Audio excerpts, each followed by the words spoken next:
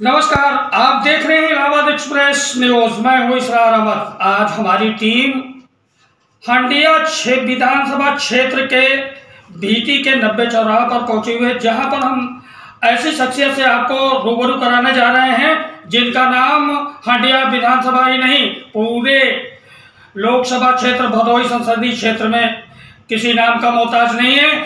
ऐसे शख्सियत का नाम है डॉक्टर सुरेश चंद्र मौर्य। आप जो है इसके पहले भी हंडिया से पूर्व ब्लॉक प्रमुख रहे हैं और 2022 के चुनाव में विधानसभा के टिकट पर चुनाव लड़ने से थोड़े ही फासले पर रह गए थे। नहीं तो अगर आज इनको टिकट मिला होता तो इसका नक्शा कुछ और होता। अब वर्तमान समय में आ गया है संसदीय क्षेत्र का चुनाव, जिस पर हम इनसे चर्चा करना चाहेंगे कि लोकसभा चुनाव में इनकी पार्टी ने कितनी तैयारियां कर रखी है और क्या कमाल दिखाना चाहेंगे। तो डॉक्टर साहब, आपका बहुत बहुत आभार कि आपने हमारी टीम को जो है मौका दिया है। हम आपसे ये जानना चाहेंगे कि अब लोकसभा चुनाव एकदम नजदीक आ चुका है और आपकी पार्टी ने बाहरी प्रत्याशी, मैं नहीं कहता, ये भदोही क्षेत्र की जनता कह रही है कि बाहरी प्रत्याशी को मैदान में उतारा गया है, जबकि भदोही क्षेत्र के लोकल प्रत्याशी को उतारना चाहिए था। तो उसको लेकर के कितना फायदा हो सकता है समाजवादी पार्टी को, क्या कहेंगे आप? देखिए, कोई भी पार्टी हो, गठबंधन एक धर्म होता है। हमारी पार्टी ने गठबंधन धर्म निभाया है और ऐसा नहीं है कि समाजवादी पार्टी ने गठबंधन धर्म निभाया है। आप अभी 2022 के पिछले चुनाव में चले जाइए, यही जो अभी सिर्फ सत्तासीन लोग हैं, इन लोगों ने भी गठबंधन में दिया है दूसरों को। यही निषाद लाल ज्ञानपुर में दिया है इन्होंने, हड़िया में दिया है इन्होंने, मझवा में दिया था इन्होंने। तो गठबंधन धर्म के तहत सीट अगर गई है तो उसका किसी के अंदर कोई आक्रोश नहीं है, न कोई बाहरी है न कोई भीतरी है। और आपको जानकारी के लिए बता दें कि पहले जब भदोही जिला नहीं था तब लोकसभा बनारस ही भदोही था। ये भदोही की जो 3 सीटें हैं, ज्ञानपुर हो, औराई हो, भदोही हो, तो अगर वो बनारस के ही रहने वाले हैं तो बाहर कहाँ हैं? वो हमारे ही विधानसभा क्षेत्र के हैं। ये माना ये जा रहा है कि ये तो राजनीतिक पार्टियों के हैं, शीर्ष नेतृत्व तो फैसला करते हैं, लेकिन भदोही लोकसभा क्षेत्र की जनता की एक ही आवाज है कि बाहरी भगाओ और क्षेत्रीय लाओ। तो अब इस पर तो क्या कह सकते हैं आप? देखिए, ये जनता जनार्दन है। जनता जनार्दन हमेशा सही निर्णय लेती है, लेकिन आज का जो परिवेश है, इस जो शासन काल है, चाहे प्रदेश की गवर्नमेंट हो और चाहे केंद्र की गवर्नमेंट हो, आपने देख रहे हैं, आपको अघोषित इमरजेंसी है, आपातकाल है, लोकतंत्र खतरे में है, जनतंत्र खतरे में है, लोग खतरे में है। दुर्भाग्य है इस देश का कि चुना हुआ प्रतिनिधि भी जेल जा रहा है। आप अगर सत्ता के साथ हो जाइए तो बहुत ही अच्छे हैं, और अगर सत्ता से विरोध में अगर अपनी आवाज ऊंची करते हैं तो आप गंदे हैं। आपके पीछे ईडी लगा दी जाएगी, सीबीआई लगा दी जाएगी। आप ये देख रहे हैं इस समय का परिदृश्य। हमारा तो अपना मानना है कि इस लोकतंत्र की रक्षा करने के लिए जो हमारे महापुरुषों ने देश को आजाद कराने में बलिदान किया है, उनको उनकी संविधान की रक्षा के लिए, अपने लोगों को जानमाल की रक्षा के लिए, सर्वधर्म समन्वय पीठ जो भारत धर्मनिरपेक्ष राष्ट्र है, उसकी रक्षा के लिए सबको आगे आना चाहिए। क्योंकि इस समय लोकतंत्र नहीं, तानाशाही है, और तानाशाही पर जनतंत्र निश्चित रूप से विजय प्राप्त करेगा। लेकिन जनतंत्र के साथ साथ इस समय हम देख रहे हैं चुनाव में धनतंत्र हावी है। और इस धनतंत्र के तहत, जैसे आप अभी हमारे पास आके बैठे थे इंटरव्यू पहले, आज जो हमारे समाज के विकास के लिए 4 स्तंभ हैं, चाहे व्यवस्थापिका हो, कार्यपालिका हो, न्यायपालिका हो, मीडिया हो, सब के सब, ये मुझे कहने कोई गुरुज नहीं, अन्यथा न लीजिएगा, मुझे जो लगता है बिक गए जी। अच्छा, मानते हैं, हम आपकी बात को मानते हैं। इंडिया गठबंधन पूरी एड़ी चोटी का जोर लगाकर के भारतीय जनता पार्टी को हराने में लगी हुई है। कहां तक सफलता मिल पाएगी और क्या कमाल दिखा पाएगी ये इंडिया गठबंधन?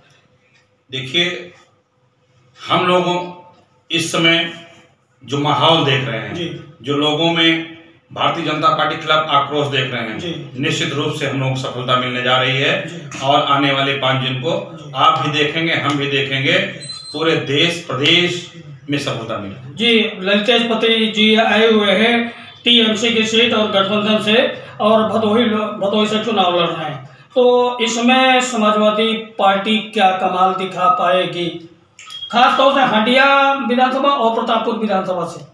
समाजवादी पार्टी निश्चित रूप से कार्यकर्ताओं का समावेश है इसमें, और हमारे कार्यकर्ता जुझारू हैं, बहादुर हैं और समाजवादी पार्टी के लिए रात दिन काम करते हैं। चाहे जो चुनाव देख लीजिए आप, चाहे 22 का देख लीजिए, 19 का देख लीजिए, अब 24 का चुनाव है।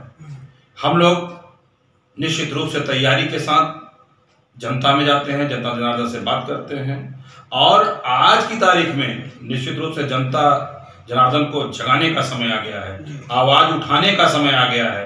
अगर हम ये न सोचें हम अकेले हैं, हम एक आवाज अगर उठाएंगे, आप हमारे साथ आ सकते हैं, आप आ सकते हैं, और एक एक से कारवा बन सकता है।